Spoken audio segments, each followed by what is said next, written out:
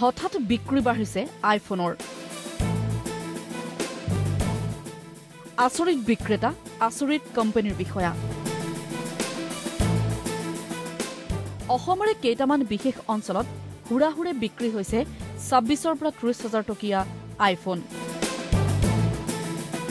গ্ৰাহকৰ সংখ্যা এনেদৰে বাঢ়িল যে ফোন যোগান ধৰি তত নোপোৱা হ'ল বিক্ৰেতাই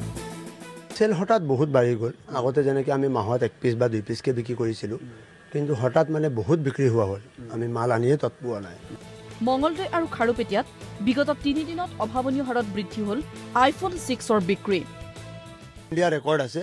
ইমান পিচ ৰিটেইলত বিক্ৰী হোৱা আজিলৈকে পুৰা ইণ্ডিয়াত কতো হোৱা নাই চাওক আমি অৰ্ডাৰৰ হাৰ দি আছোঁ তেওঁলোকেতো মানে বিলিভ কৰিব নোৱাৰে তেওঁলোকে কয় যে দাদা ধেমালি কৰি আছে নেকি আপুনি ইমান পিচ অৰ্ডাৰ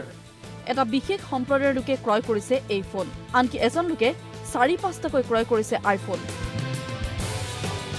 এটা বিশেষ শ্ৰেণীৰ মানুহে আইফোন লৈ আছে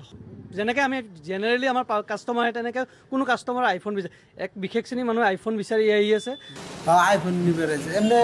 লগের বহুত চেংরা নিছে ৫টা মান নিয়ে গেছে ৪টা না ৫টা নিছে হঠাৎ শ আইফোনৰ বিক্ৰীত সচেতন হ'ল আৰক্ষী মঙলদৈত বন্ধ কৰি দিলে আইফোনৰ বিক্ৰী আমাৰ থানাত মাতিছে এছ পি ছাৰে বেচিবলৈ মানা কৰি দিলে চেলটো বন্ধ ৰাখিব দিছে কিন্তু কিয় হঠাৎ সাধাৰণ লোকৰ মাজত বিক্ৰী বাঢ়িল আইফোনৰ